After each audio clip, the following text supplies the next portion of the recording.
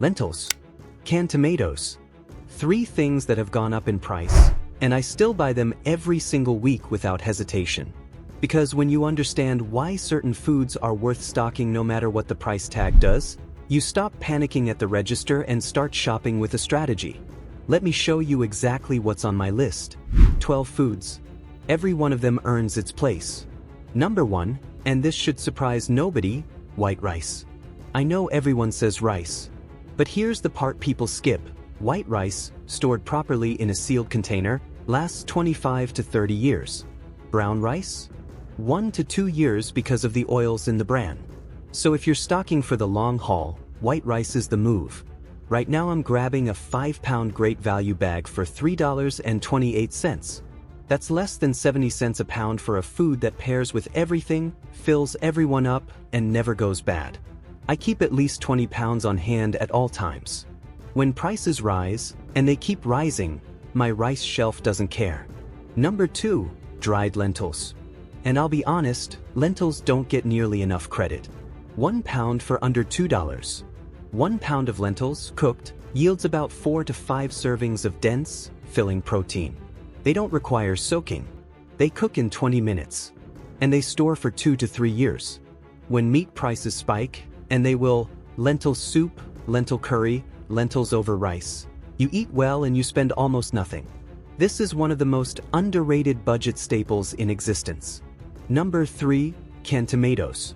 Diced, crushed, whole, honestly grab all 3 varieties. About 78 cents to $1.10 per can. And here's why I'm obsessed with canned tomatoes. They are the base of 100 different meals. Pasta sauce, chili, curry, shakshuka, soups, stews. You remove canned tomatoes from your pantry and suddenly a huge portion of your recipes disappear. Shelf life on canned tomatoes is 18 months to 5 years depending on storage. Buy them when they're on sale, stack them deep, and you always have a meal foundation ready. Number 4, canned beans. Multiple varieties.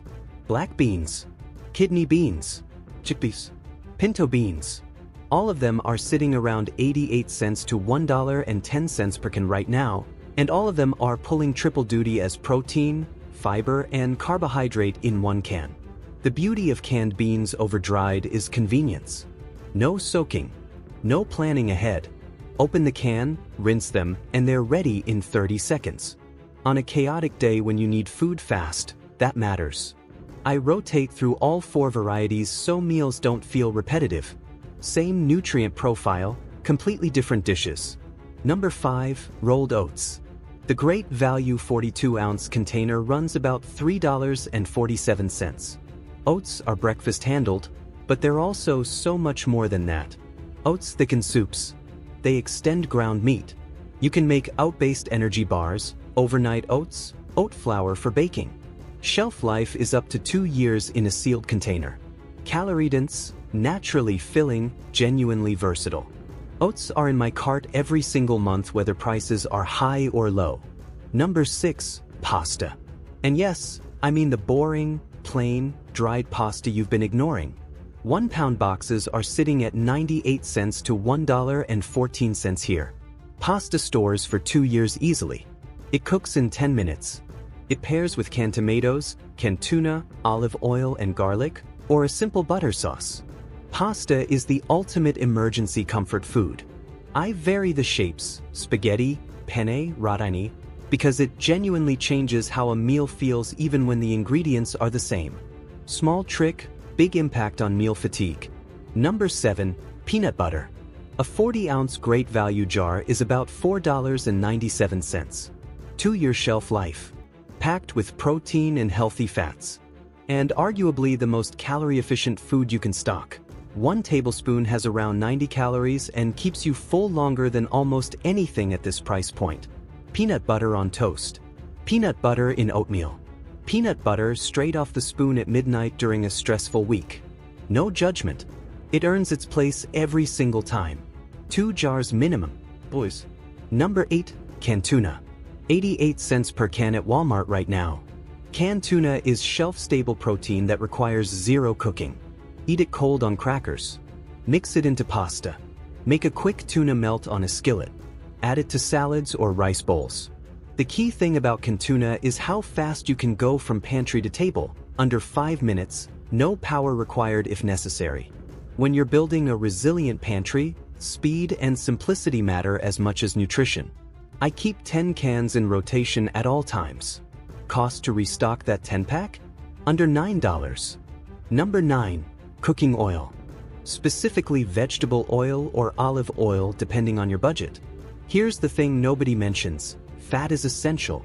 Not just for flavor, for absorbing fat-soluble vitamins like A, D, E, and K. Without fat in your diet, even nutrient-dense food becomes less effective. A 48-ounce bottle of vegetable oil is about $3.97. It lasts a year or more stored properly. And without oil, you literally cannot cook most of what we've been talking about. It's foundational.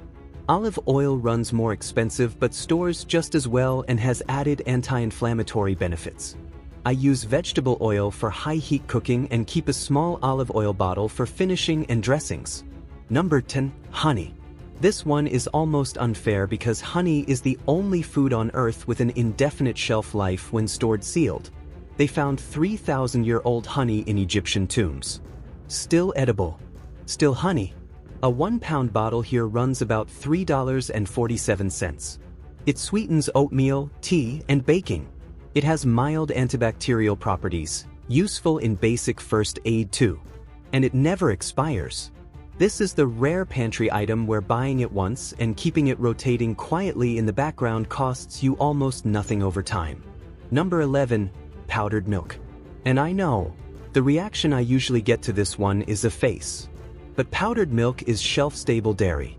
You use it in baking. You reconstitute it for cereal or cooking. It fills the gap when you can't get fresh dairy or when fresh dairy prices are ridiculous, which, lately, has been often. A box here runs about $7 to $9 and it makes the equivalent of multiple gallons of milk. Shelf life of 2 years or more. For families with kids especially, having powdered milk in the pantry is a quiet safety net. And number 12. This is a category, not one item. Salt, baking powder, and core spices. Salt is a preservative, a flavor enhancer, and a cooking essential. It's also incredibly cheap, under $1 for a canister that lasts months. Baking powder runs about $1.50 and lets you make flatbread, biscuits, or pancakes from scratch with flour and water. That's real food from almost nothing. Spices, garlic powder, cumin, paprika, chili powder are what separate surviving on pantry food from actually enjoying pantry food. A $1 bottle of garlic powder transforms plain rice into something that smells good and tastes like a real meal. When everything else gets expensive, spices make cheap food feel like a choice rather than a compromise. So there they are. 12 foods I never stop stocking, no matter what grocery prices are doing. Not because I'm panicking. Not because I think the world is ending. But because building a real food buffer quietly in the background means I never have to scramble when prices spike, supply gets weird, or life gets unexpectedly expensive. Let me do a quick recap so you can screenshot this or jot it down. Lentils, canned tomatoes, canned beans, pasta, peanut butter, canned tuna, cooking oil, honey, powdered milk, salt and spices. The way I approach this is simple. Every grocery run, I top off whatever is running low from this list. I'm not doing one giant $300 haul. I'm spending an extra $15 to $25 per trip, consistently, until my pantry is deep enough that a bad month or a price spike doesn't reach my table. That's the strategy. Slow, steady, deliberate. A couple of practical notes before you go. Store in a cool, dark place. Heat and light kill shelf life faster than anything. First in, first out. New cans go to the back, old ones come to the front. You always eat the oldest item first. Don't wait for a crisis to start. The best time to build a pantry is when nothing is wrong and you have the mental space to shop thoughtfully. If you've already got some of these items at home, drop a comment. Tell me which ones you swear by and which ones surprised you. I genuinely want to know what's already working in your pantry. And if you want to see the full step-by-step budget pantry build, the one where I do an entire haul under $100, that video is linked right here. Stock quietly. Stay ready.